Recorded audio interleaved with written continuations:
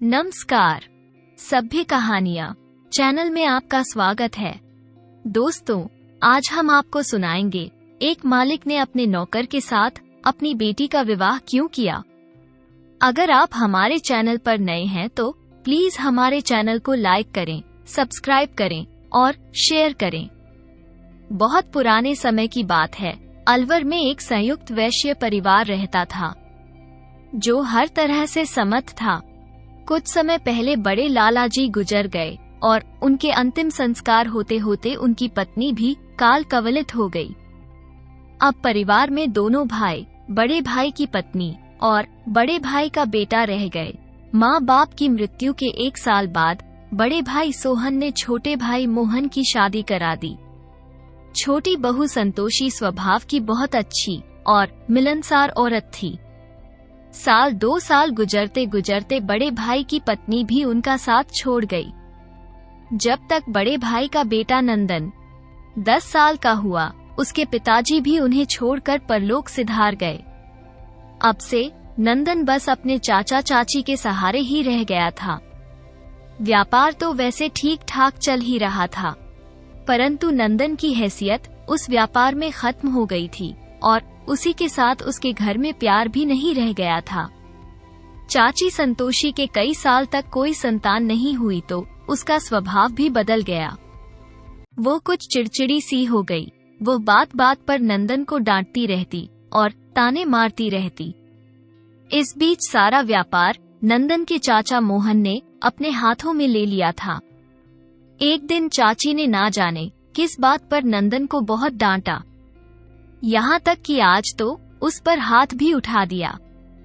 इस चीज से नाराज होकर शांत स्वभाव के नंदन ने घर छोड़ने की सोच ली और अगले दिन सबके जागने से पहले वो अपनी गुल्लक के सभी पैसे निकालकर घर से निकल गया। अब बस उसके पास पहने हुए एक जोड़ी कपड़े के अलावा थैले में एक जोड़ी कपड़े और थे। शहर से बाहर निकलते समय उसने मंदिर में दर्शन करने की सोचने लगा, पता नहीं अब कब वापस आना होगा। राम जाने कभी वापस भी आऊंगा या नहीं आऊंगा। मंदिर में दर्शन करके जब वो निकल रहा था तो उसे एक फकीर बाबा मिले। फकीर बाबा बोले, बेटा कहीं सफर पर निकले हो क्या? बस 1 रुपए की एक सीख लेते जाओ। नंदन के पास गुल्लक में से जुड़े हुए केवल 10 रुपए थे और 1 रुपया तो बहुत बड़ी रकम थी। फिर भी उसने सोचा, लोग जाते समय दान पुण्य करके निकलते हैं, 1 रुपया दान की सीख सुननी तो चाहिए, क्या पता कहीं काम आ जाए। उसने 1 रुपया फकीर को दे दिया। फकीर ने कहा, बेटा मेरी एक बात हमेशा याद रखना, यात्रा कभी भी बिल्कुल अकेले नहीं करनी चाहिए। आदमी यात्रा में साथी ना मिले तो साथ में किसी जानवर को ही ले लेना चाहिए। नंदन को उसकी बात बहुत अच्छी लगी। नंदन उसे 1 रुपया और दिया और कहा, बाबा एक सीख और बताओ। फकीर ने कहा, बेटा तुम बहुत अच्छे हो और अच्छे लोगों के बहुत सारे लोग दुश्मन बन जाते हैं। इसलिए घर से बाहर कहीं भी भोजन करो तो पहले अपने खाने में से किसी कुत्ते बिल्ली को खिलाकर बाद में ही स्वयं भोजन करना। ये बात भी नंदन को जच गई, इसलिए उसने 1 रुपया और बाबा फकीर को देते हुए कहा, बाबा एक सीख और बताओ। अब फकीर बाबा मुस्कुराए और कहा, बेटा यात्रा लंबी लगती है तुम्हारी। रात में अगर कहीं रुकना भी हो तो ऐसी जगह रुकना जहां दोनों तरफ आमने सामने घर हो। अनजान जगह पर सोते समय अपनी खाट और चादर खुद अपने हाथों से झाड़कर बिछाना और ऐसी नींद सोना जो जरा सी आहट से खुल जाए। नंदन को उनकी बातें सुनकर बड़ा मजा आ रहा था। उसने फकीर बाबा को फिर 1 रुपया देकर एक बात और बताने के लिए कहा। फकीर बाबा ने कहा, बेटा किसी भी मुसीबत की स्थिति में घबराना नहीं चाहिए, हर समस्या का ठंडे दिमाग से हल निकालना चाहिए। परदेश में आदमी का अपना विवेक ही सच्चा साथी होता है। और बस अब मैं तुम्हें और कुछ नहीं बताऊंगा। मगर मेरी यह चारों बातें हमेशा याद रखना, कभी जिंदगी में ये बातें काम जरूर आएंगी।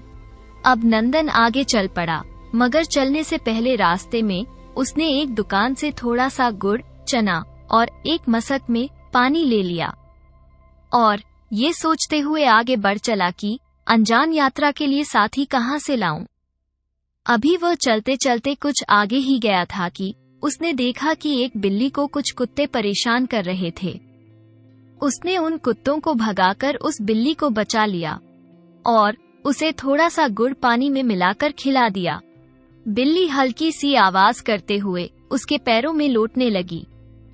आदमी ना सही, यात्रा पर कोई जानवर ही सही, साथी तो होना चाहिए। ये सोचकर नंदन ने उस बिल्ले से पूछा, क्यों बिल्ले, मेरे मित्र बनकर मेरे साथ यात्रा पर चलेगा? शायद वो नंदन की बात को समझ गया था, इसलिए वो फिर से नंदन के पैरों में लौटने लगा। नंदन ने उस बिल्ले को उठाकर अपने थैले में रख लिया और आगे बढ़ गया। चलते चलते जब दोपहर हो गई तो वो थक भी गया था और थोड़ी देर आराम करने के लिए वो जंगल में एक बरगद के पेड़ के नीचे बैठ गया। उसने कुछ चना और गुड़ खाया और पानी पिया। उस बिल्ले को भी खिलाया और पानी पिलाया। आराम करने के लिए वो लेट गया, मगर नंदन की तो आंख लग गई। उस बरगद के पेड़ पर एक नाग और एक कौवा रहते थे, जिनमें आपस में बड़ी गहरी मित्रता थी। थका हुआ कोई भी यात्री जब वहां आकर लेट जाता या सो जाता तो कौवा काव काव करके नाग को बुला लेता था। नाग उस यात्री को डसकर मार डालता और फिर कौवा आकर उसकी आंखें निकाल लेता और जमकर उसके मांस की दावत उड़ाता। नाग बेफिक्र होकर इधर उधर घूमता रहता। बिल्ला नंदन के चेहरे के पास आकर उसे सूंघने और चाटने लगा। तभी कौवा उड़कर नंदन के पास आया और उसके चेहरे के पास आने की कोशिश करने लगा। बिल्ला तुरंत सारी बात समझ गया। पहले तो उसने कौवे को दूर भगाने की कोशिश की, परंतु कौवा हाथ में आए शिकार को कैसे छोड़ देता। अनेक बार कोशिश करने के बाद कौवा धीरे धीरे नंदन के चेहरे की ओर बढ़ने लगा, तो बिल्ली ने झपट कर उसे अपने मुंह में उसकी गर्दन को पकड़ लिया। अब कौवे की तो जान खतरे में आ गई। वो छटपटाने लगा। उसने बिल्ले से कहा कि मुझे छोड़ दो, मुझे क्यों पकड़ा है? बिल्ले ने पहले कौवे को अपने अगले पंजों में अच्छी तरह से दबा लिया और फिर कौवे से कहा, तुम्हारे मित्र ने मेरे मित्र को डसा है और अब तुम उसका मांस खाना चाहते हो, मैं तुम्हें मार डालूंगा। और उस पर दबाव बढ़ाने लगा। अब कौवे ने उससे विनती की वो उसे छोड़ दे, तो बिल्ले ने कहा कि पहले अपने मित्र को बुलाकर मेरे मित्र का विष निकलवाकर उसे जीवित करो। जब तक वो जिंदा नहीं होगा मैं तुम्हें नहीं छोड़ूंगा। अपनी जान खतरे में देखकर कौवे ने अपने मित्र नाग को बुलाया और नंदन के शरीर से विष निकालने को कहा। नाग ने अपने मित्र की जान खतरे में देखकर तुरंत नंदन के शरीर में से विष को चूसना शुरू कर दिया। धीरे धीरे नंदन के शरीर का रंग बदलने लगा और वो होश में आ गया, परंतु अपना ही विष चूसने के कारण नाग निढाल होकर बेहोश हो गया।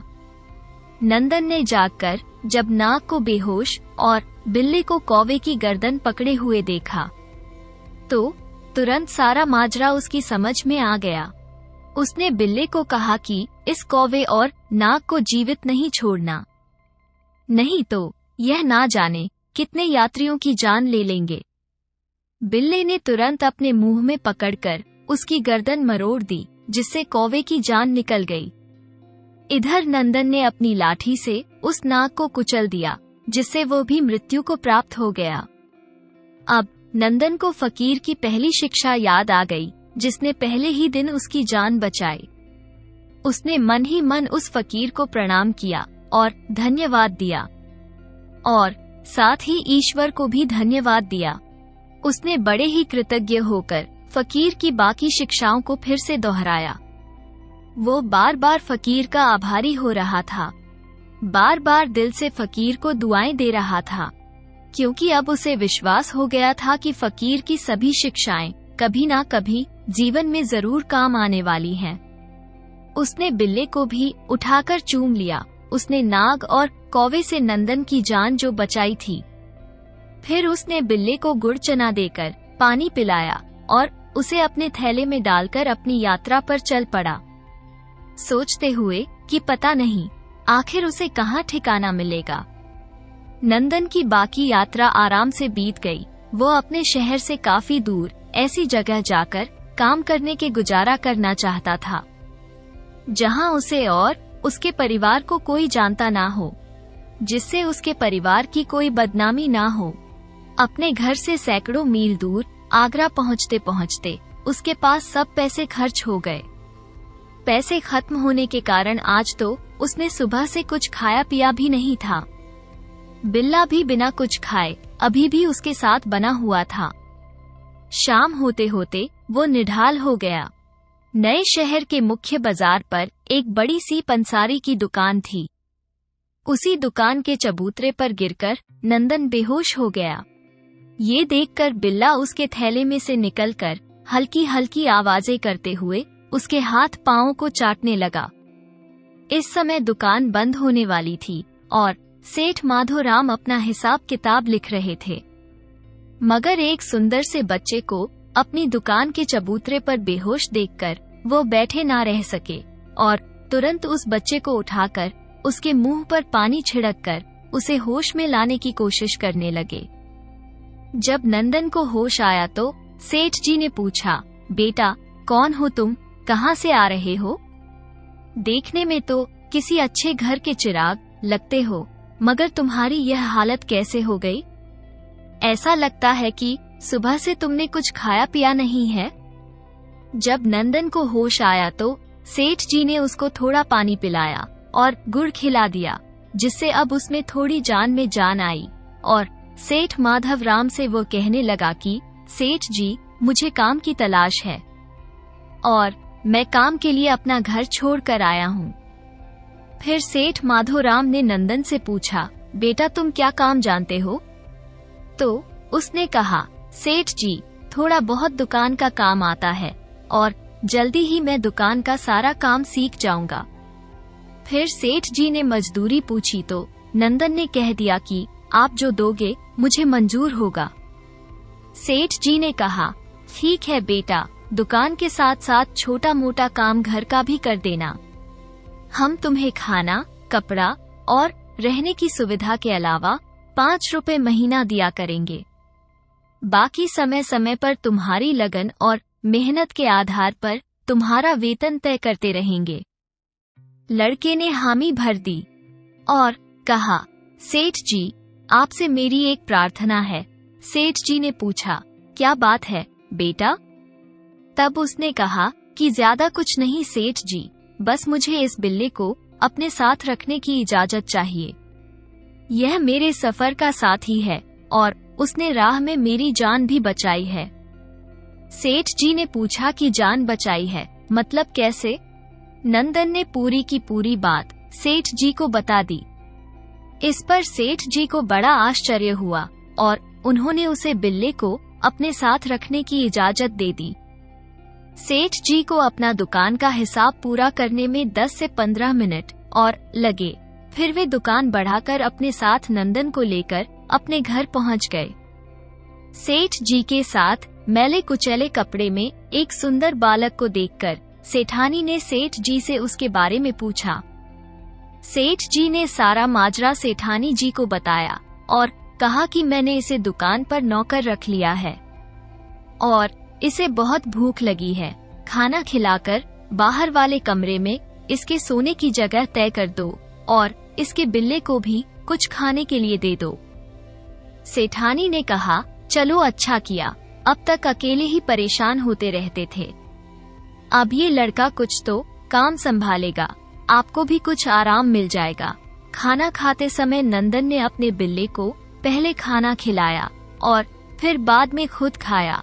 सेठानी जी के कहने पर उसने आंगन में पड़ी एक चारपाई उठाकर बाहर वाले कमरे में डाल ली और सेठानी द्वारा दी गई चादर लेकर लेट गया। थका हुआ था, सो लेटते ही उसे नींद आ गई। कुछ देर में बिल्ला भी टुकर टुकर से देखता रहा, फिर दरवाजे के पास लेटकर वो भी सो गया, क्योंकि बिल्ला भी थक गया था। नंदन ने धीरे धीरे दुकान का सारा काम सीख लिया। उसकी मेहनत और व्यवहार से दुकान का काम भी बढ़ने लगा और कुछ ही दिन में दुकान का काम चौगुन हो गया। नंदन सुबह से शाम तक खूब मेहनत करता और उसे भूख भी खूब लगती थी। सेठ जी तो 2-3 रोटी ही खाते थे। सेठानी और उसकी 5-6 साल की बेटी नंदिनी की भी खुराक ही क्या थी, वे भी 2-3 रोटी ही खाती थी। जितना भोजन इन तीनों के लिए बनता, उतना अकेले नंदन के लिए। ये देखकर छोटी सी नंदिनी को बड़ा आश्चर्य होता था। एक दिन नंदिनी की एक सहेली चारू ने नंदन को दोपहर का भोजन करते हुए देख लिया। बाद में वो खेलते हुए नंदिनी से कहने लगी, अरे नंदिनी, इतना खाना तुम्हारा नौकर अकेला भसक जाता है, ये तो पूरा भसाकू ही है। नंदिनी को भसाकू को शब्द इतना पसंद आया कि उसने नंदन को भसाकू के नाम से ही पुकारना शुरू कर दिया। पहले तो नंदन को बुरा लगता था, लेकिन मजबूरी थी। सोचने लगा, मजबूर लोगों की क्या इज्जत और क्या बेइज्जती, यही सोचकर वो चुप रह गया। सेठ सेठानी भी अपनी बेटी की बात को हंसकर टाल देते। नंदिनी की हिम्मत और बढ़ गई। अब वो जानबूझकर उसे चढ़ाने के लिए भसाकू कहने लगी। बाद में सब उसे भसाकू कहना शुरू कर दिया और उसका अपना नाम ना जाने कहीं खो गया। भसाकू को पूरी मेहनत से दुकान पर काम करता और उसकी मजदूरी के जो सारे पैसे थे वो सेठ जी के पास इकट्ठा करता रहता। अब तो सेठ जी का व्यापार भी बहुत बढ़ गया, बहुत सारे नौकर चाकर भी उनके पास बढ़ गए, परंतु व्यापार का केंद्र बिंदु अभी भी नंदन ही था। नाम कैसा भी हो, पर उसका काम सोना उगलता था। जिस बात में या जिस काम में अपना हाथ डाल देता, सफलता जैसे उसके इंतजार कर रही होती थी। सेठ सेठानी दोनों उससे बहुत खुश थे। आखिर उनके व्यापार की तरक्की का कारण भसाकू ही था। एक दिन सेठ से सेठानी जी कहने लगी, अजी सुनते हो, मेरे मन में एक बात आई है, आप कहो तो कहूँ। सेठ माधोराम हंसकर कहने लगे, भाग्यवान, बिना कहे तो तुम वैसे भी नहीं रहोगी, सो जो मन में आया है वो कह दो। तो सेठानी कहने लगी, जी मैं कह रही थी कि यह लड़का भसाकू बहुत ही भाग्यवान है। जब से यह आया है, हमारा व्यापार दिन दूना रात चौगुन बढ़ रहा है। सेठानी ने अपनी बात कहनी शुरू की, हाँ भाग्यवान, ये बात तो 16 आने सच है। लड़का मेहनत भी तो दिल लगाकर करता है, सेठ जी ने सेठानी से कहा। सेठानी कहने लगी, जी बुरा ना मानो तो एक बात कहूँ, लड़का सुंदर भी है, जवान भी है और फिर अपनी ही जाति बिरादरी का भी है।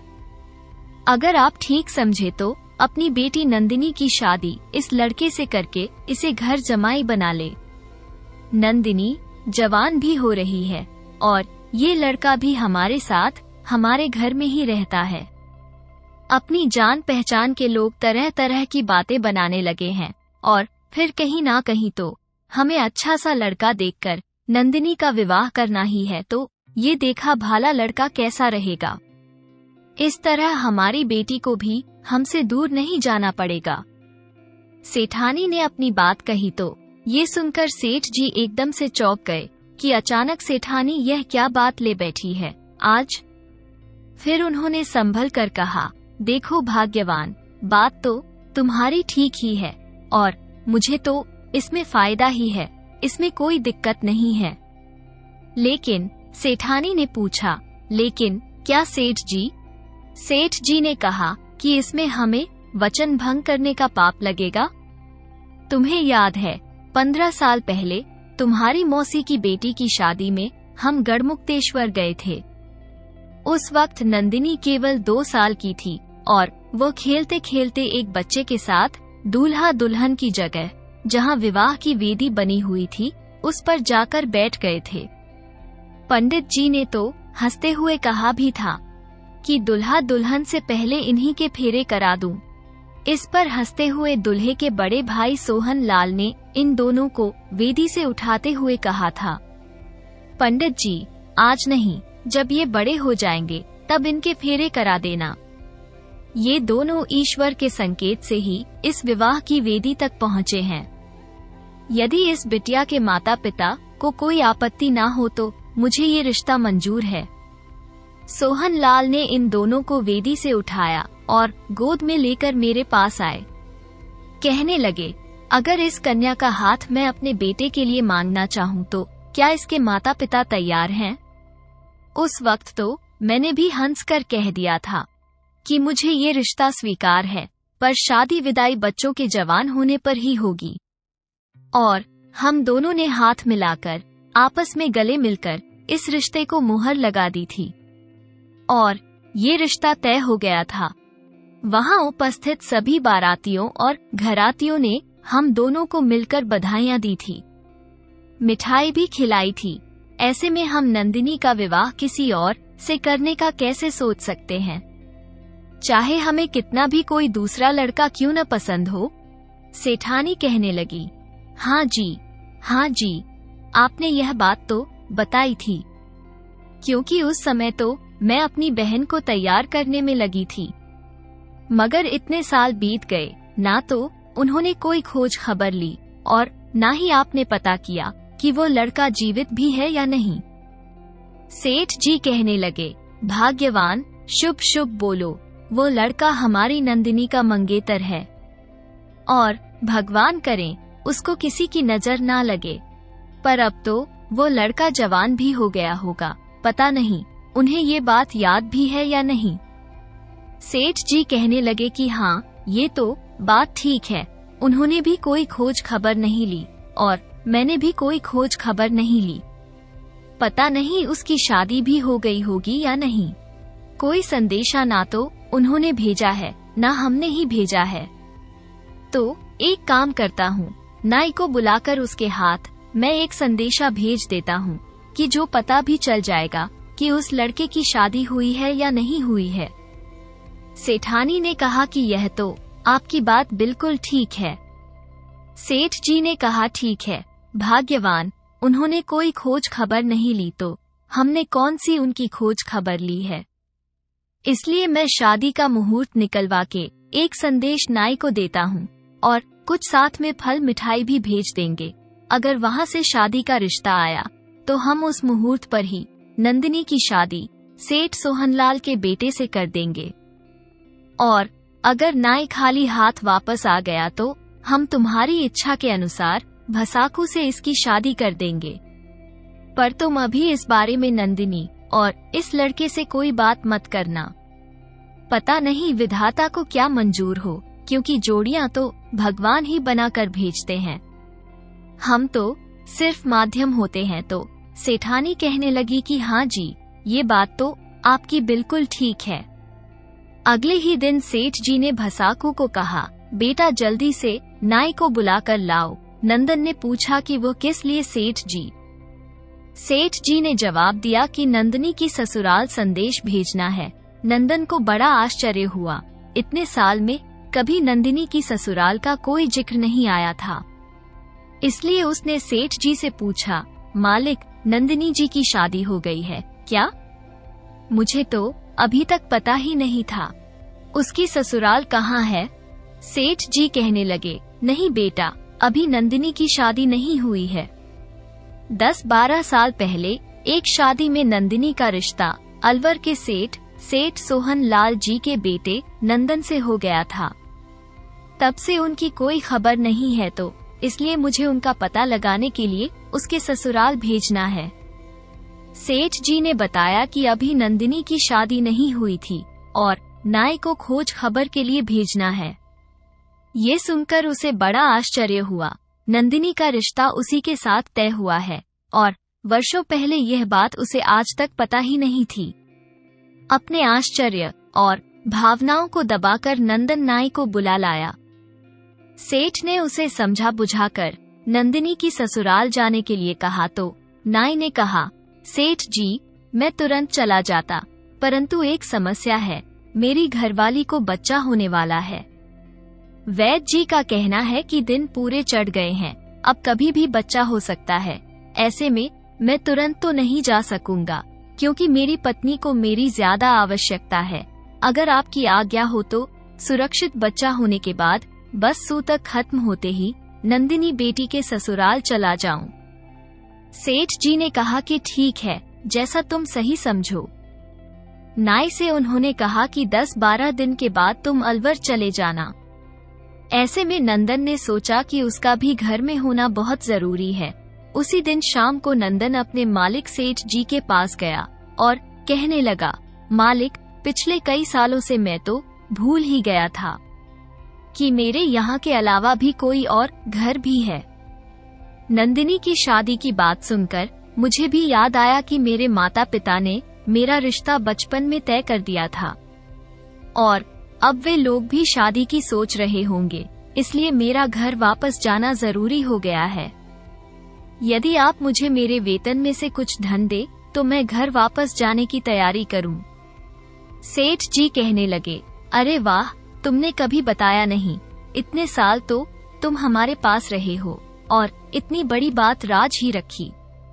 नंदन कहने लगा, नहीं सेठ जी, कैसे बताता, गरीबी के कारण घर से निकला था कुछ कमाने के लिए, इसलिए ध्यान बस नौकरी पर ही टिका रहा। रिश्ते की बात तो मैं भूल ही गया था।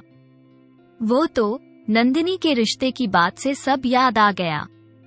अगर आपकी इजाजत हो तो मैं कुछ दिन के लिए चला जाऊं। सेठ जी कहने लगा, अरे क्यों नहीं, अब तो तुम जवान हो गए हो और घर बसाना तो बनता ही है। कल मैं तुम्हें तुम्हारी सारी रकम दे दूंगा, फिर तुम घर जाने की तैयारी कर लेना। मगर तुम्हारी रकम तो काफी बड़ी हो गई है और रास्ता भी तुम्हारा लंबा है, सो इतना धन कैसे लेकर जाओगे? कुछ सोचा है तुमने? रास्ते में चोर डाकू मिल गए तो जान भी खतरे में पड़ जाएगी। ये सुनकर तो नंदन भी सोच में पड़ गया। बात तो सेठ जी की बिल्कुल सही कह रहे हैं। रात भर इसी सोच में नंदन को नींद नहीं आई, परंतु रात में उसने अपनी समस्या का खूब सोच समझकर हल निकाल लिया। अगले ही दिन रकम लेने के लिए नंदन सेठ जी के पास गया तो सेठ जी ने सारी रकम नंदन को दे दी। वहाँ से रकम लेकर वो सीधा जौहरी बाजार गया और वहाँ से कुछ कीमती खरीद लिए। फिर वो उन्हें लेकर एक वैद्य के पास गया और वैद्य से अकेले में उसने कुछ बात की। वैद्य बात को गोपनीय रखते हुए उसका काम करने को तैयार हो गया। शाम को सब मरीजों के जाने के बाद उसने सावधानी से उन रत्नों की थैली नंदन की मर्जी के अनुसार उसकी दोनों जांघों के मांस में सील दी और ऊपर से टांके लगा दिए। अब वैद्य जी की फीस देकर नंदन ने अपने पास केवल खर्च के लिए ही पैसे रखे। जब वह रात को घर आया तो सेठानी और नंदिनी ने उसे लंगड़ा कर चलते हुए देखा तो पूछ ही लिया, अरे भसाकू, यह क्या हुआ है? चोट कहाँ से लग गई?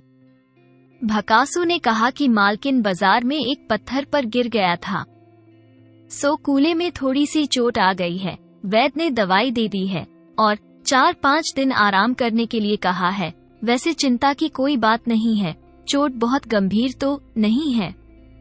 सेठ जी ने भसाकू की पहले से ही रिश्ता होने की बात अभी तक सेठानी को नहीं बताई थी, इसलिए सेठानी का मन तो भसाकू को दामाद की तरह देख रहा था।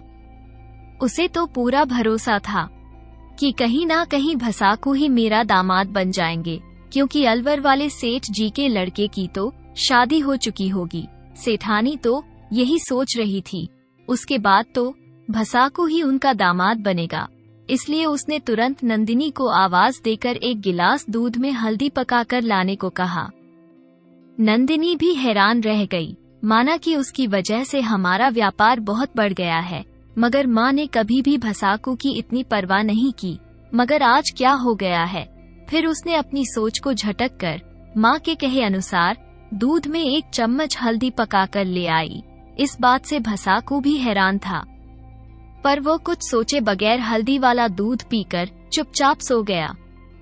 अगली सुबह जब वो वापसी यात्रा के लिए निकला, तब सेठानी को पूरा माजरा समझ में आ गया। उन्हें एक झटका तो लगा कि फिर भी विदा करते समय उनकी आंखों में आंसू आ गए। आखिर नंदन ने उनके साथ 12 साल बिताए हैं और इस दौरान उनके दुख सुख का साथी बना रहा।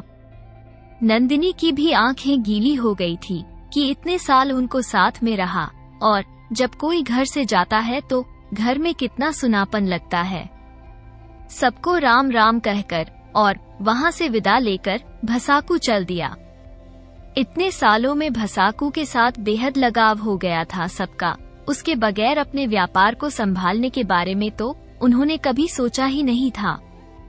चलते समय उन्होंने नंदन से कहा, बेटा संभल कर जाना, राह में कोई समस्या आ जाए तो घबराना नहीं, ठंडे दिमाग से समस्या का हल निकाल लेना और स्वयं को सुरक्षित रखना। परिवार से विदा होकर अपने शहर अलवर के लिए भसाकू चल दिया। चलते समय उसे बरसों पहले की फकीर की शिक्षा याद आ गई, जिसने आते समय जंगल में उसकी जान बचाई थी। वहां उसे कोई भी सवारी सीधे अलवर के लिए नहीं मिल पाई, परंतु जल्दी ही उसे भरतपुर के लिए एक रथ आता हुआ मिल गया। उसे भी जगह उसमें मिल गई। इस तरह भरतपुर तक उसकी यात्रा पूरी हो गई। भरतपुर उतरकर उसने खाना खाया और अलवर की सवारी के बारे में पूछताछ की। यहाँ भी कोई सवारी उसे सीधे अलवर के लिए नहीं मिल रही थी, परंतु एक घोड़ा गाड़ी उसे मिल गई। उससे पहले की कोचवान के अलावा 4 सवारी उसमें बैठी हुई थी। थोड़ी विनती के बाद कोचवान ने उसे भी बैठा लिया। घोड़ा गाड़ी चलने के बाद कोचवान नंदन से बातें करने लगा। क्यों बाबू, कहाँ से आ रहे हो और अलवर में क्या काम पड़ गया? तो नंदन ने सरल भाव से जवाब दे दिया, जी आगरा में मैं मजदूरी करता हूँ और काफी सालों के बाद घर वापस जाने का अवसर मिला है। कोचवान बड़ा घाघ आदमी था, समझ गया कि मोटा आसामी है। काफी साल बाद घर लौटने का अर्थ तो यही है कि इसके पास बहुत सारा धन होगा, क्योंकि दूर प्रदेश में आदमी धन कमाने ही तो जाता है। परंतु दूसरी सवारियों के सामने नंदन से धन के बारे में सीधी बात नहीं कर सकता था। पहुँचते पहुँचते रात पसरने लगी थी और धीरे धीरे बाकी सवारियां उतर गई। कोचवान ने नंदन से कहा, बाबू आपको तो अलवर जाना है, पर अभी तो रात हो गई है, कोई सवारी इस समय तो अलवर के लिए मिलेगी नहीं। अगर आप रात भर यहीं रुक जाएं तो सुबह मुझे भी घोड़ा गाड़ी लेकर अलवर ही जाना है, मैं आपको ले चलूंगा और जो वाजिब किराया आपको लगे मुझे दे देना। नंदन ने कहा, चाचा रात को ठहरने के लिए किसी अच्छी जगह मुझे ले चलो, सुबह मैं आपके साथ ही अलवर के लिए चल दूंगा। कोचवान ने कहा, अरे बाबू मुझे तो ठहरने के लिए ऐसी किसी जगह का पता नहीं जो अनजान यात्री के लिए सुरक्षित हो। 1-2 जगह पहले यात्रियों को ठहरा चुका हूँ, मगर बाद में सुनने में आया कि उनके सराय वालों ने उनके साथ लूट पीट कर उन्हें वहाँ से भगा दिया। बेचारे पता नहीं कैसे अपने घर पहुँचे होंगे। वह कहने लगा कि तुम मुझे चाचा कह रहे हो तो इस नाते से तुम्हारे संस्कार तो बहुत अच्छे हैं, वरना एक कोचवान और गरीब आदमी को इतनी इज्जत कौन देता है। आपने मुझे इज्जत दी है, इसी से मुझे आपके प्रति जिम्मेदारी सी महसूस हो रही है। और बेटा यदि तुम ठीक समझो तो मुझ गरीब की कुटिया में किसी तरह से रात गुजार लो। सुबह तो हम अलवर के लिए निकल ही पड़ेंगे। जो कुछ रूखा सूखा मेरे घर में बनेगा उसी से मैं आपकी सेवा में कर सकूंगा। और हाँ, अतिथि की सेवा मेरा धर्म भी है, इसलिए इसके लिए मैं आपसे कुछ भी मूल्य नहीं लूंगा। नंदन के पास कोई और चारा नहीं था, सो उसने कोचवान के प्रस्ताव को स्वीकार कर लिया। कोचवान उसे शहर के बाहर की एक बस्ती में अपने घर ले गया। वहां उसने अपने घरवालों से उसका परिचय करवाया और अपनी घरवाली और से उसके लिए अच्छा सा भोजन बनाने के लिए कहा। इस बीच नंदन अपने बिल्ले के साथ आसपास घूमते हुए 12 साल पहले की हुई फकीर की शिक्षाओं को दोहरा रहा था और उसने अपने जीवन में प्रयोग करने का उन्हें संकल्प को फिर से दोहराया। उसने देखा कि कोचवान का घर बस्ती के एक किनारे पर था। ये देखकर वह अधिक सावधान हो गए। जब नंदन अपने बिल्ले के साथ आसपास घूमने निकला तो कोचवान ने अपनी पत्नी को नंदन के बारे में बताया ये लड़का वर्षों के बाद धन कमाकर अपने घर अलवर वापस जा रहा है। ऐसे में निश्चित इसके पास अपनी कमाई की बहुत बड़ी रकम होगी, और अगर हम ये रकम किसी तरह से इससे ले लेंगे, छीन लेंगे। ये जानकर उसकी पत्नी ने उससे पूछा, किसी ने उसे नंदन के साथ घर आते तो नहीं देखा? कोचवान ने बताया कि शायद ही किसी ने उन दोनों को साथ में देखा हो। अब दोनों ने अपनी तीनों बेटियों के साथ मिलकर किसी तरह से नंदन की दौलत हड़पने का षड्यंत्र रच डाला। जब तक नंदन आसपास घूमकर वापस आया, खाना बन चुका था और नंदन को देखते ही कोचवान ने उसे खाना खाने को कहा। नंदन हाथ मुंह धोकर कोचवान के साथ खाना खाने के लिए आसन पर बैठ गया। दोनों के सामने खाना परोसा गया। नंदन को फकीर की दूसरी शिक्षा याद आ गई। उसने थाली के चारों ओर जल घुमाकर जमीन पर डाल दिया और माता अन्नपूर्णा का ध्यान करके आंखें बंद करके हाथ जोड़ दिए। यह आदत बचपन से ही पिता के साथ खाना खाते समय उसे पड़ गई थी। इसके बाद उसने पंचग्रास निकाले और उन पर जल छिड़कते हुए भोजन का वह भाग पास में बैठे हुए अपने बिल्ले की ओर खिसका दिया। बिल्ले ने उसे खा लिया। फिर वह नंदन की ओर तकने लगा। नंदन ने धीरे धीरे पूरी एक रोटी सब्जी के साथ बिल्ले को खिला दी। कोचवान की जब नजर नंदन से मिली तो वह नजर चुराता नजर आया, पर नंदन ने हंसते हुए कोचवान से कहा, ये बिल्ला मेरे साथ पिछले 12 साल से है। इस दौरान मैंने चाहे रोटी खाई हो या चाहे भूखा रहा हो, लेकिन मैंने इसे कभी भूखा नहीं रहने दिया। पहले मैं इसे खिलाकर ही बाद में खाना खाता हूँ। इसके लिए मुझे क्षमा करना। कोचवान ने कुछ नहीं कहा, मगर इसी बीच बिल्ला निढाल होकर लेट गया। ये देखकर नंदन तुरंत भोजन से उठ खड़ा हुआ। बिल्ले को मरता देखकर उसके आंसू निकल आए। ये देखकर कोचवान ने अपनी घरवाली की ओर देखकर कहा, यह क्या हुआ? तुमने खाना देखभाल कर नहीं बनाया क्या? ये बिल्ला कैसे मर गया? घरवाली ने जवाब दिया, जी पता नहीं, रोटी तो मैंने ही बनाई, मगर सब्जी बड़ी बेटी ने बनाई थी। जरूर उससे कोई बड़ी चूक हो गई है। कोई जहरीला कीड़ा अंधेरे में सब्जी में गिर गया होगा। ये तो अच्छा हुआ आप दोनों ने खाना नहीं खाया, नहीं तो जो अनर्थ हो जाता, आपके प्राण भी संकट में पड़ जाते और मेहमान के जीवन को खोने का पाप भी हमारे सिर चढ़ जाता। ईश्वर ने बिल्ले के माध्यम से सबको बचा लिया। अब क्या होगा? मेहमान को भूखा रखने का पाप नहीं चढ़ेगा क्या? कोचवान ने फिर से अपनी पत्नी से कहा। कोचवान की घरवाली ने कहा कि ऐसा कैसे मैं इसको भूखा रहने दूंगी, इसलिए मैं अब दोबारा से खाना बड़ी ध्यान से बनाऊंगी। तब वह नंदन कहने लगा कि रहने दो, अब मेरी खाने की इच्छा नहीं है, क्योंकि मेरा बिल्ला मर गया है और इसने मेरा साथ आज तक दिया है। आज भी जाते जाते यह मेरी जान बचा कर गया है। मैं बस किसी तरह रात गुजार लूं और सुबह में अपने घर की राह पकड़ लूं। ये देखकर कोचवान ने फिर उसे भोजन के लिए नहीं कहा और अपनी पत्नी को उसके लिए खाट बिछाने के लिए कहा। उसने कुछ कहने से पहले ही कोचवान की दूसरी बेटी सुरेखा ने नंदन के लिए आंगन के किनारे पर एक बिस्तर बिछा दिया। नंदन को तुरंत फकीर की तीसरी शिक्षा याद आ गई। उसने उस पर बैठने लेटने से पहले दरी चादर उतारकर झाड़ना झटकना शुरू किया, तो पाया कि यह चारपाई तो कुएं के ऊपर बिछी हुई है और उस पर कच्चे सूत की बुनाई हुई थी, जो चादर के झटकते ही टूट गई। ये देखकर कोचवान की पत्नी किसी से कुछ कहने से पहले ही सुरेखा को डांटने लगी। नालायक, तुझे हमेशा ही मजाक की सूझती है। अनजाने मेहमान से कभी मजाक नहीं किया जाता। चल हटा इसे यहाँ से। मेहमान के लिए दूसरी चारपाई बिछा, वहाँ आंगन के बीच में। इन सब घटनाओं से नंदन समझ गया कि वो ठगों के घर में फंस गया है और यहाँ पर वो उसकी खैर नहीं। यदि किसी तरह से सकुशल निकलकर अपने घर पहुँच जाए तो ईश्वर की बहुत बड़ी कृपा होगी। उसने मन ही मन उस फकीर को धन्यवाद दिया, जिसकी शिक्षाओं से 3 बार उसकी जान बच गई। कोचवान से अब नंदन कहने लगा, मैं तो वैसे ही खाट पर नहीं सोता। जब से घर छोड़ा है, जमीन पर सोने की आदत हो गई है।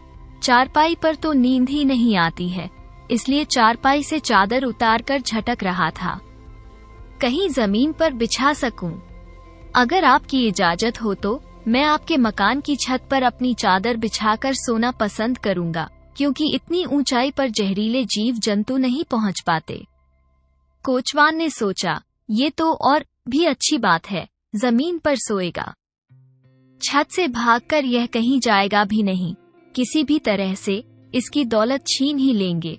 इसलिए उसने नंदन को छत पर सोने के लिए कह दिया। नंदन ये सोचकर छत पर सोने चला गया कि गर्मी का मौसम होने से काफी लोग छतों पर सोते हैं, और वह छत पर जाकर लेट गया। वह सोच रहा था कि एक दिन में उसके साथ कितना कुछ घट गया। उसने फकीर की तीसरी शिक्षा याद करके तय कर लिया कि आज रात बिल्कुल नहीं सोएगा। क्या पता रात में सोते समय क्या मुसीबत आ जाए, उसे हर स्थिति के लिए तैयार रहना है। नंदन को छत पर गया, जाकर वह लेट रहा था और सोच ही रहा था कि उसके साथ क्या क्या घट रहा है, और इधर कोचवान, उसका परिवार आपस में बातचीत कर रहे थे। कोचवान ने सबिता से कहा, तुमने उस लड़के के भोजन में जहर क्यों मिलाया? बात तो केवल उसे बेहोश करने की हुई थी, जिससे हम उसकी दौलत लेकर और उसका माल अपने कब्जे में कर सकते थे। फिर सुबह सुबह उसे कहीं जंगल में फेंका देते। कविता ने कहा, बापू, मैंने सोचा होश में आने पर ये कहीं ना कहीं शिकायत ना करते और हम सब खतरे में पड़ जाते। इससे तो अच्छा है कि यह मर जाए और इसका माल लूटकर कहीं जंगल में हम इसकी लाश को फेंक देते। किसी भी तरह का खतरा नहीं रहेगा। मगर ये तो बड़ा चतुर निकला और बच गया। फिर कोचवान ने अपनी दूसरी बेटी सुरेखा से कहा, तुमने उसकी खाट कुएं के ऊपर क्यों बिछाई? सुरेखा ने कहा, मैं तो सोच रही थी कि यह मर जाएगा तो अच्छा है, सारा झंझट एक ही बार में खत्म हो जाएगा, किसी से शिकायत का भी खतरा नहीं रहेगा। कोचवान ने कहा, अब क्या करें, 2 बार यह बच गया। खुलेआम हम इसे मार नहीं सकते, ये कहीं चिल्ला पड़ा तो लोगों को पता चल जाएगा, हम सारे मारे जाएंगे। फिर क्या हम इसकी दौलत को भूल जाएं? कोचवान की पत्नी अनुभवी थी, परंतु लालच के मारे उसे अच्छा बुरे का भी अनुभव नहीं रहा। उसे कुछ नहीं सूझ रहा था। जो उसको अच्छा लगा उसने कह दिया कि ये सब मेरे ऊपर छोड़ दो। कोचवान ने कहा, भाग्यवान, जैसी तुम्हारी मर्जी, पर इसकी दौलत हमारे हाथ से जानी नहीं चाहिए। कई साल की प्रदेश की कमाई कोई कम नहीं होती है। दौलत की चाह और पराई दौलत को हड़पने का लालच आदमी को कितना गिरा देता है। कोचवान और उसकी पत्नी अपनी लड़कियों को उस अनजान जवान आदमी के पास भेजने से भी नहीं चूकी, जिनको बुरी नजर से उन्हें हरदम आज तक बचाया था। कोचवान की स्त्री अपनी लड़कियों के साथ ना जाने क्या क्या षड्यंत्र रच रही थी। कोचवान की घरवाली ने अपनी तीनों बेटियों को समझाया कि गर्मियों के मौसम में रात छोटी होती है, इसलिए हमारे पास कुछ घंटे हैं। इसी समय में जितनी भी दौलत उसके पास है, हमारे पास आ जानी चाहिए। तुम तीनों के पास थोड़ा थोड़ा समय है उस लड़के को बहला फुसलाकर उसकी दौलत निकलवा के लिए। यदि तुम तीनों को ये काम नहीं भी कर पाई तो पौ फटने से पहले उसका काम तमाम कर देना, उसकी लाश को ठिकाने लगाना है। सविता बोली, माँ, इन दोनों की जरूरत नहीं पड़ेगी। फिर भी जब मेरा समय हो जाए तो कुछ बर्तन गिरने का खड़का कर देना, मैं वापस आ जाऊंगी, जिसके बाद सुरेखा कोशिश कर सके। सब कुछ उन चारों ने आपस में मिलकर तय कर लिया। इधर नंदन छत पर लेटे हुए कुछ सोच रहा था कि उसे सीढ़ी पर किसी के चढ़ने की आहट सुनाई दी। वो सतर्क हो गया, अब ना जाने क्या मुसीबत आने वाली है। परंतु ये कोई मुसीबत नहीं थी, वही सुंदर लड़की थी जिसने उसके खाने में जहरीला भोजन परोसा था। सविता ने आते ही उसके पैर पकड़ लिए और कहने लगी, बाबू, मुझे माफ कर दो। मैं थोड़ी सी लापरवाही से आपकी और मेरे बापू की जान चली जाती। मुझे तो बड़ा अफसोस है कि आखिर मुझसे ऐसी गलती कैसे हो गई। नंदन ने सरल स्वभाव से कहा, कोई बात नहीं देवी, होनी को कौन टाल सकता है। शायद इसी बहाने से मेरे बिल्ले की मृत्यु लिखी थी, मगर तुम यहाँ क्यों आई हो? तुम्हारे माँ बाप ने देख लिया तो उन्हें अच्छा नहीं लगेगा। उनकी जवान बेटी रात को एक अजनबी के साथ सविता ने कहा, इस वक्त सभी सो रहे हैं और मैं तुम्हारे पास इसलिए आई हूँ क्योंकि तुम मुझे उसी वक्त भाग गए थे जब तुम शाम को बापू के साथ हमारे घर आए थे। तभी से मैं तुमसे बात करने का मौका ढूंढ रही थी। इसी बीच में वह हादसा हो गया जिसका मुझे बहुत अफसोस है। नंदन ने कहा, देखो मेरा रिश्ता तो पहले ही हो चुका है, इसलिए अब तो तुम्हारे लिए कोई गुंजाइश रही नहीं, सो तुम वापस चली जाओ। सविता ने चौंकने का नाटक करते हुए कहा, अरे बाबू, यह क्या कह दिया तुमने तो मेरा दिल ही तोड़ दिया। चलो जैसी भगवान की मर्जी, दिल लगाया है तो जीवन भर ना सही, एक रात का साथ ही सही। आज रात के लिए मैं बस तुम्हारी ही हूँ। सविता ने इस तरह की ना जाने कितनी प्यार भरी बातें और उन्हीं बातों के बीच में नंदन की दौलत के बारे में जानने की कोशिश करती रही। नंदन सब समझ रहा था, इसलिए उसने अपना सब भेद छिपा कर ही रखा। उसे अपने पुट्ठे पर हाथ भी ना रखने दिया। कुछ ही समय में वो समझ गया कि घी सीधी उंगली से निकलने वाला नहीं है, तो उसे नंदन पर बहुत गुस्सा आ रहा था। इसलिए वह खुले आम छुरा लेकर उसकी छाती पर चढ़ गई और धमकी देकर बोली, बाबू जल्दी से अपनी सब दौलत मेरे हवाले कर दे, वरना इस छुरे से अभी तेरी गर्दन काट कर रख दूंगी। उसका ये रूप देखकर एक पल के लिए तो नंदन सकपका गया, पर जल्दी अपने आप को संभालते हुए हंसते हुए कहने लगा, अरे देवी, तुम्हें किसने बहका दिया कि मेरे पास कोई दौलत है? मैं गरीब आदमी कमाने के लिए निकला था।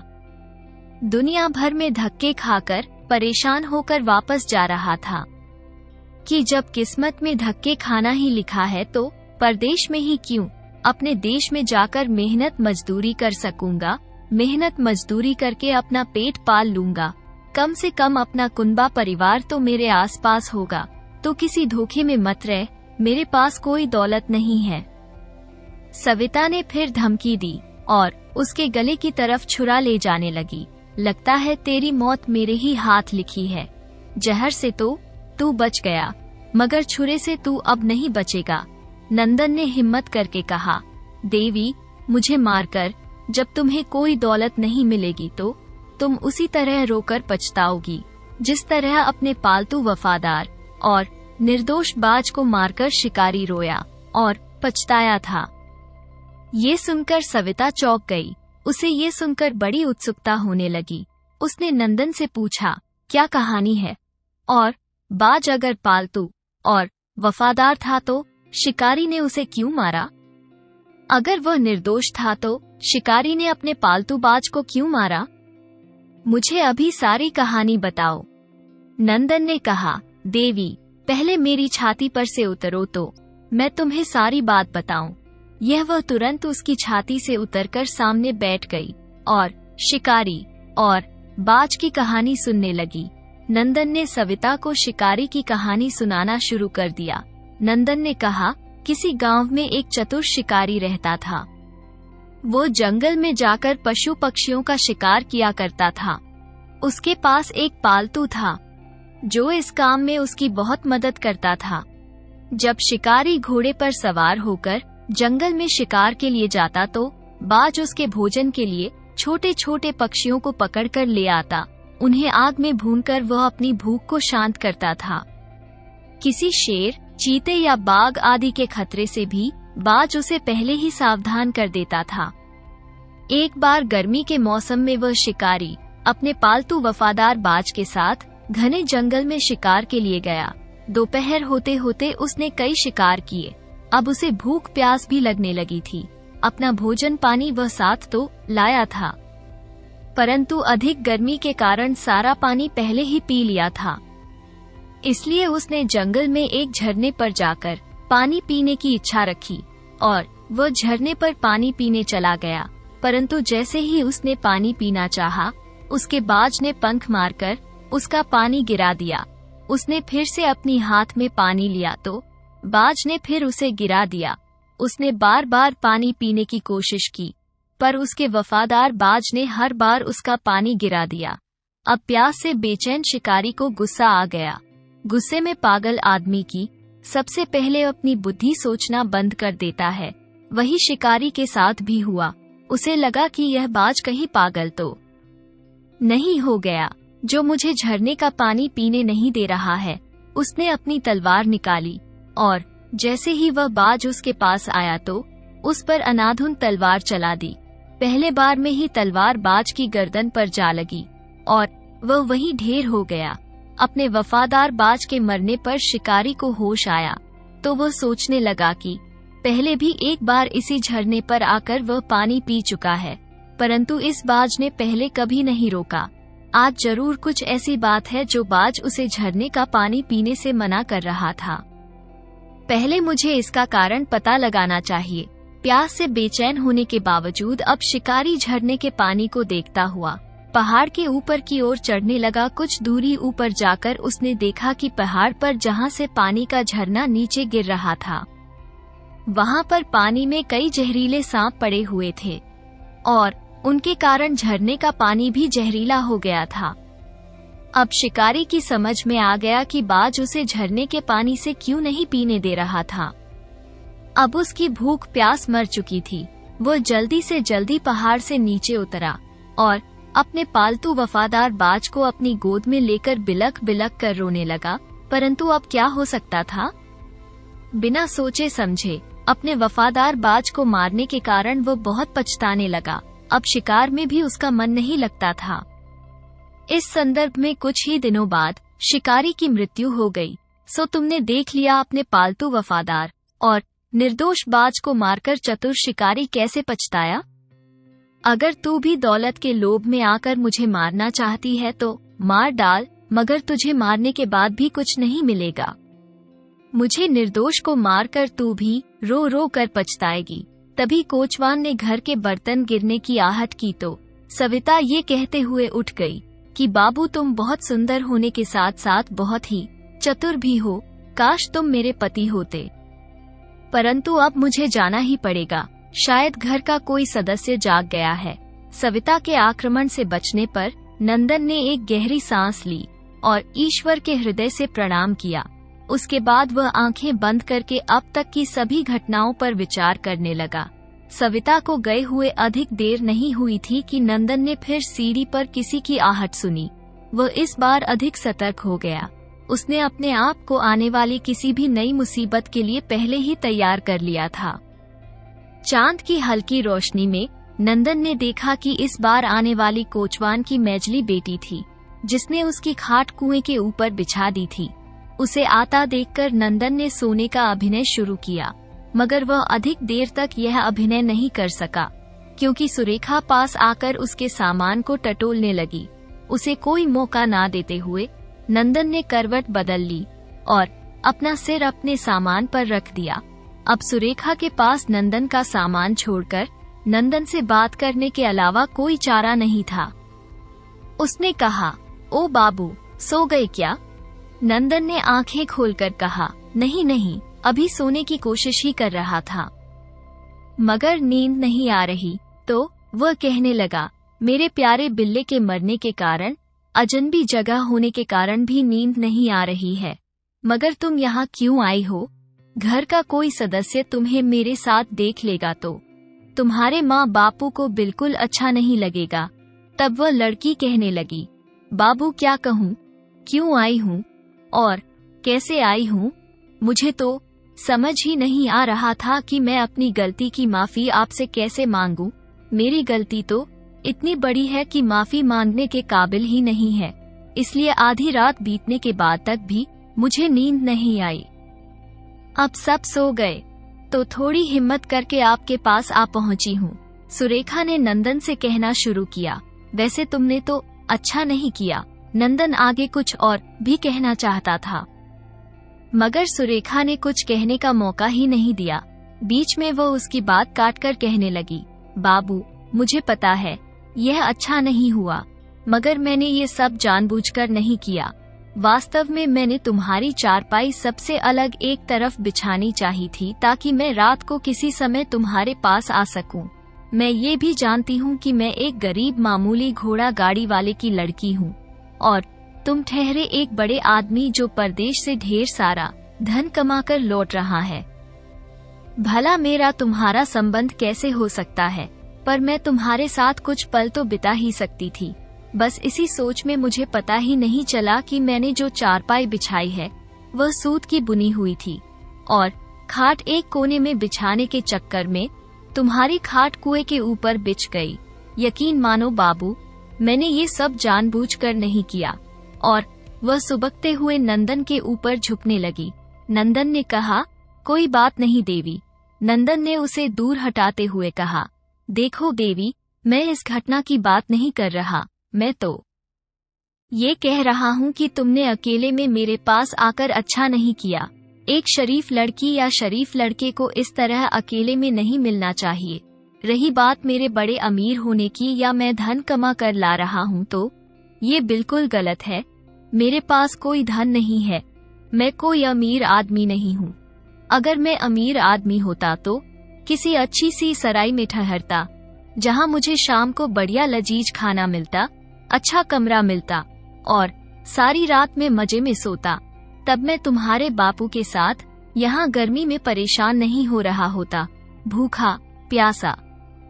इस तरह सुरेखा ने भी नंदन को अनेक प्रकार से बहला फुसला कर उसके धन की खबर लेनी चाहिए थी, मगर नंदन पूरी तरह सावधान था। वो ना तो उसकी चिकनी चुपड़ी बातों में फंसा और ना ही वो सुरेखा की चढ़ती जवानी का उस पर कोई असर हुआ। जब सुरेखा की हर बात बेकार चले गए तो वो झुंझला उठी और गुस्से में तमतमाकर उसने एक हाथ से नंदन के बाल कसकर पकड़ लिए और दूसरे हाथ से उसने अपने कपड़ों में छिपाया हुआ छुरा निकालकर नंदन के गले पर रख दिया। नंदन इतना ताकतवर था कि वो यदि चाहता तो सविता या सुरेखा उसका कुछ नहीं बिगाड़ सकती थी और एक ही झटके में वो छत से नीचे गिराकर उन्हें मार सकता था, परंतु उसने ऐसा नहीं किया। उसके दो कारण थे। एक तो वो परदेश में किसी झंझट में नहीं पड़ना चाहता था और पंचायत में कोचवान का साथ देने वाले तो उसके लोग मिल जाते, लेकिन इस अजनबी जगह में उसका साथ कौन दे था। इसलिए उसने कोई ऐसा काम नहीं किया जिससे कोई परेशानी खड़ी हो जाए और इससे उसका घर वापस जाने में कोई कठिनाई आए। दूसरा, कोचवान और उसका परिवार कैसा भी हो, उन्होंने उसे एक रात ठहरने के लिए स्थान दिया था और वो अपने मेजबान को किसी भी तरह का नुकसान नहीं पहुंचाना चाहता था। इसलिए जब सुरेखा ने उसके गले पर छुरा रखकर उसे धमकी दी तो उसे सविता के साथ हुई घटना याद करके हंसी आ गई। उसे हंसता देखकर सुरेखा का गुस्सा और बढ़ गया और उसने नंदन को खतरे का एहसास कराने के लिए उसके कंधे पर हल्का सा छुरा दबाया। उसने नंदन के कंधे पर हल्का सा घाव होकर उसमें से खून की कुछ बूंदें निकल आई, परंतु नंदन ने जरा भी दर्द का एहसास नहीं दिखाया। जब सुरेखा ने उसे फिर से धमकी दी तो उसने कहा, देवी, पता नहीं तुम लोगों को मेरे पास दौलत होने की गलतफहमी कैसे हो गई है। फिर भी अगर तुम्हें मेरी बात पर विश्वास नहीं तो बेशक मुझे मार डालो, मगर इतना याद रखना, मुझे मारकर जब तुम्हें कोई दौलत नहीं मिलेगी तो तुम उसी बंजारे की तरह फूट फूट कर रोगी जिसने अपने प्यारे वफादार निर्दोष कुत्ते को जरा सी गलतफहमी के कारण मार डाला था। मगर तुम्हें पश्चाताप करने का भी मौका नहीं मिल पाएगा और सारी उम्र मेरी निर्दोष हत्या के पाप के बोझ से दबकर तुम्हें गुजारनी पड़ेगी। सुरेखा ने नंदन की यह बात सुनकर बंजारे के पछताने की बात सुनने के लिए विनती करने लगी। उसने पूछा, कुत्ता तो बंजारों के सचमुच बहुत प्रिय होते हैं और उनके कुत्ते भी बहुत वफादार और समझदार होते हैं, फिर ऐसे वफादार और निर्दोष कुत्ते को बंजारे ने क्यों मार डाला? उस बंजारे को ऐसी कौन सी गलत फहमी हो गई जो उसने अपने कुत्ते को मार डाला? मुझे अभी सारी कहानी सुनाओ। अब सुरेखा सामने बैठकर बंजारे के पछतावे की कहानी सुनने लगे। नंदन ने सुरेखा को बंजारे के विलाप की कहानी सुनानी शुरू की। एक बंजारा था जिसका नाम रामू था। उसका भरा पूरा परिवार था, माँ, बाप, घरवाली, 2 लड़कियाँ, 2 लड़के, एक कुत्ता, 2 बकरी, 1 बकरा, दोनों बकरियों के 2 बच्चे, 1 बिल्ली और ना जाने क्या क्या, मगर जैसा कि उनका दस्तूर था, सारा कुछ उसके 2 छकड़ों पर लदकर चलता था। ठिकाना तो खैर उनका क्या होता, जहाँ खुली जगह देखी छकड़े रुक गए, तंबू तन गया, उसी में रहना, उसी में खाना, उसी में पकाना, उसी में सोना, लोहे का काम करते थे। लोहे का चिमटा, तवा, पलटा, संडासी, साकड़ जो भी बना लेते और आसपास की बस्ती में बेच लेते, खाया, पहना और सो गए। उनके पास ना तो ज्यादा पैसा आता है और ना ही जुड़ पाता है। कोई बीमारी हुई तो देसी नुस्खों से अपना इलाज कर लिया और दूसरों का भी कोई बीमारी से बच गया तो राम जी की मर्जी, नहीं बच पाया तो राम जी की मर्जी, खाक को खाक में मिलाकर आगे चल दिए। फिर वही दिनचर्या उनकी। कहते हैं कि जब चित्तौड़ के हिंदू राजा महाराणा प्रताप को दिल्ली के बादशाह अकबर के विरुद्ध लड़ाई में चित्तौड़गढ़ छोड़ना पड़ा और अपनी पत्नी और बच्चों के साथ जंगलों की खाक छाननी पड़ी, तब जंगलों में रहने वाले इन बंजारों ने पग पग पर उनका साथ दिया और उनके मुखिया ने महाराणा प्रताप के समर्थन में सभी बंजारों को कसम दिलाई थी वे कभी भी अपने स्थायी निवास नहीं बनाएंगे और हमेशा घुमंतु जीवन ही व्यतीत करेंगे। इस कारण अब भी बंजारे कहीं एक जगह बसने की बजाय अपने छकड़े पर अपनी गृहस्थी का सारा सामान लादकर दुनिया में इधर उधर घूमते रहते हैं। इसलिए रामू बंजारा भी अपनी परंपरा निभाते हुए जगह जगह अपने परिवार के साथ भटकता रहता था। इस भागदौड़ में कब उसकी बेटियां जवान हो गई, उसे पता ही नहीं चला। जब एक दूसरे कबीले के बंजारे ने अपने बेटे का रिश्ता उसकी बड़ी बेटी कमली के लिए भेजा, तो राम बंजारे ने उस बंजारे के बेटे रमलू को देखा तो वो बड़ा गबरू जवान था। पहली नजर में ही रामू के मन को भा गया। उसने अपनी बेटी कमली रिश्ता रमलू के साथ तय कर दिया। बंजारों में दहेज बिल्कुल नहीं देते, इसलिए उसे किसी लेन देन की तो चिंता थी नहीं, पर दरवाजे पर आए मेहमानों के सत्कार में रामू कैसे पीछे हट सकता था। इसके लिए उसे धन की जरूरत थी जो उसके पास बिल्कुल नहीं था। अब वो धन की व्यवस्था कैसे करें? उसकी पत्नी ने सुझाव दिया कि पास में ही कुछ दूरी पर एक महाजन रहता है जो ब्याज पर पैसे का लेन देन करता है, तुम उसके पास जाओ और जरूरत के हिसाब से उससे कर्ज ले लो, शादी के बाद काम धाम करके चुका देंगे। बंजारा जानता था कि महाजन का कर्ज तो लेना ठीक है, लेकिन कुछ होना चाहिए।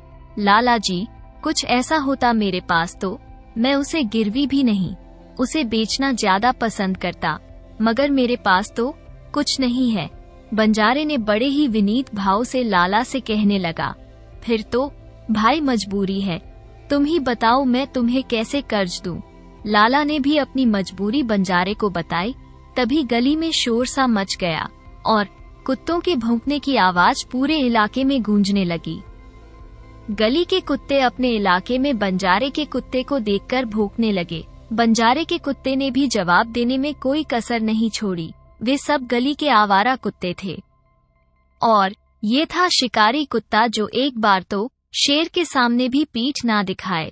थोड़ी देर में बंजारे के कुत्ते ने गली के कुत्तों को भगा दिया और अपनी बादशाहत कायम कर ली। अब वे गली के आवारा कुत्ते गली के बाहर से धीरे धीरे भौंक रहे थे, मगर उनकी हिम्मत बंजारे के कुत्ते के पास आने की नहीं हो रही थी। ये देखकर लाला जी भी कुत्ते की हिम्मत की दांत देने लगे। भाई शाबाश, भाई वाह, ये तो कमाल का कुत्ता है। रामू बंजारे ने कहा, सेठ जी, इसे कुत्ता ना कहिए, ये शेर है, मेरा बेटा है, इसका नाम गबरू है। ये जन्म से ही मेरे साथ रहता है और मेरी हर बात समझता, जानता है और मेरा कहना मानता है। कभी भी इसने मुझे नीचा नहीं दिखाया। महाजन कहने लगा, इस कुत्ते को गिरवी रख दे, इसके रहते गली किसी की गली में घुसने की हिम्मत नहीं होगी और हम चैन की नींद सो सकेंगे। बोल, क्या कहते हो बंजारे? बंजारे ने कहा, लाला जी, मजबूरी में मैं आपके पास आया हूँ। इतनी बात में वह उठ खड़ा हुआ और बोला, चल भाई गभरू, यहाँ तो काम बना नहीं, घर वापस चलते हैं। बंजारा उठकर चल दिया। ये सोचकर कि गभरू उसके पीछे पीछे चल दिया होगा, मगर 4-6 कदम चलने के बाद जब गभरू को देखने के लिए उसने पीछे मुड़कर देखा तो गभरू अभी भी लालाजी की दुकान पर बैठा हुआ था। वो तो टच से मज नहीं हुआ। रामू ने उसे कई बार बुलाया, मगर वो वहीं बैठा कुंकू करता रहा, जैसे बंजारे को कुछ कहना चाहता हो। बंजारे ने वापस दुकान पर जाकर भी उसे अपने साथ ले जाने की कोशिश की, मगर गभरू नहीं माना और उसकी आंखों से आंसू बहने लगे। ये देखकर रामू ने उसे गले लगा लिया और कहा कि मैं समझ गया बेटा, मैंने तुझे अपना बेटा माना और आज तुम बेटे होने का फर्ज पूरा करने चला है। रामू बंजारे ने अपने प्यारे कुत्ते गभरू से कहने लगा। फिर सेठ जी की तरफ देखकर रामू कहने लगा, लाला जी, मैं इसे बेचूंगा तो कभी नहीं, मगर इसे मेरी मजबूरी पता चल गई है और इसलिए खुद ही आपके पास रहना चाहता है। इसे मेरा बेटा होने का फर्ज जो अदा करना है। ठीक है, मैं इसे आपके पास गिरवी रख देता हूँ। आपकी रकम ब्याज सही चुका कर ही मैं अपने गभरू को वापस ले जाऊंगा। तब तक आप यह आपके घर और दुकान की रखवाली करेगा, मगर आप भी वचन दीजिए, बदले में आप इसके खान पान का पूरा ध्यान रखेंगे, इसे कभी भूखा प्यासा नहीं छोड़ेंगे। बताइए अगर आप राजी हैं या नहीं। भाई, मैं तो राजी हूँ, मगर तुम्हारे जाने के बाद ये तुम्हारे पीछे तो नहीं भाग जाएगा। कहीं ऐसा ना हो कि मेरे रुपए भी जाएं और मेरे घर दुकान की रखवाली भी ना हो। इसको अच्छी तरह समझा देना। जब तुम लेन देन कर लेनदारी चुका दोगे तो अपने कुत्ते को मेरे पास से ले जाना, पर मगर तुम्हारे जाने के बाद ये तुम्हारे पीछे पीछे ना आए। तब लाला जी ने बंजारे से कह दिया। बंजारे कहने लगा, लाला जी, यह बंजारे का बेटा है। बंजारे की बात पत्थर की लकीर होती है। आपका कर्ज चुकाए बिना ये कहीं नहीं जाएगा। अब आप रकम जल्दी से दे दो, मैं ज्यादा देर यहाँ नहीं रुक पाऊंगा। मगर गभरू के बिना डेरे पर भी पता नहीं कैसे जा पाऊंगा। ये कहते कहते रामू बंजारे की आंखों में पानी आ गया और आवाज भी लड़खड़ाने लगी। सेठ जी समझ गए, कोई घाटे का सौदा नहीं किया। उन्होंने चौकीदार को हर महीने 5 रुपए दे रहे थे। फिर भी वह सारी रात चिल्लाता, जागते रहो, जागते रहो। फिर आदमी का क्या भरोसा, जाने कब चोरों से मिल जाए। मगर कुत्ता हमेशा वफादार रहता है, चाहे खुद की जान चली जाए, मालिक का नुकसान नहीं होने देता। ये सोचते समझते उन्होंने तिजोरी में से 20 रुपए लाकर बंजारे को दे दिए। बंजारा अपनी आंखें साफ करता हुआ जल्दी से अपनी लाठी उठाकर से चल दिया। गभरू ने एक बार गीली आंखों से जाते हुए रामू को देखा, फिर अपनी गर्दन वापस मोड़ ली। उसकी आंखों से आंसू बहने लगे।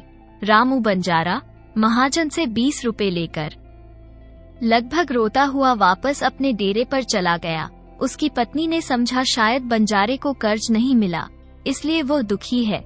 उसने बंजारे से कहा, जी छोटा मत करो, भगवान सब इंतजाम कर देंगे, भगवान पर विश्वास रखो। इससे पहले बंजारा कुछ और कहता, उसकी पत्नी बोली, गभरू तुम्हारे साथ क्यों नहीं आया? जी, हमेशा तो तुमसे पहले गभरू डेरे पर आ जाता है, आज उसे कहाँ छोड़ आए, बोलते क्यों नहीं? पहले से परेशान बंजारा झुंझलाकर बोला, अरे भगवान, भाग्यवान बोलने दोगी तभी तो बताऊंगा। अब ठंडे दिमाग से सुन, मैं लाला के पास कर्ज लेने गया था।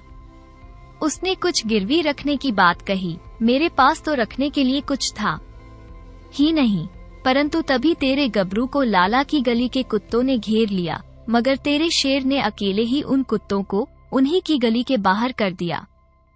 गभरू की बहादुरी देखकर लाला जी ने उसे खरीदना चाहा, मगर मैंने उसे बेचने से मना कर दिया।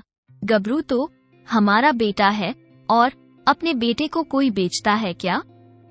जब मैं लाला की दुकान से उठकर चलने लगा तो गभरू को चलने के लिए बुलाया तो उसने मेरे साथ आने से मना कर दिया। शायद उसे हमारी मजबूरी समझ आ गई थी। ऐसे में गभरू को वहां छोड़ना ही पड़ा। मगर मैंने उसे बेचा नहीं, गिरवी रखकर 20 रुपए लाया हूँ। कमली के ब्याह के बाद दोगुनी मेहनत करके लाला की रकम अदा करके तेरे बेटे को जल्दी से जल्दी छुड़वा लाऊंगा, तू बिल्कुल फिक्र मत कर। बंजारे की पत्नी की आंखों में भी आंसू झरने लगे। वह एक लंबी सांस लेकर बोली, लाला के कर्ज को कोई चुका पाया है आज तक? खैर चलो, हम कमली के विवाह की तैयारी करें, मगर पहले खाना खा लो, सुबह से तुमने कुछ नहीं खाया। बंजारे ने गीली आंखों से कहा, नहीं भगवान, अभी रहने दो, गबरू से बिछड़ने का घाव अभी ताजा है, अभी मैं कुछ नहीं खा पाऊंगा। वह उठकर कमली के विवाह की तैयारी में लग गया। 2 दिन बाद ही तो बारात की तैयारी थी। कमली का विवाह अच्छे से हो गया, उसे परिवार भी अच्छा मिला और वह अपनी गृहस्थी में खुश थी।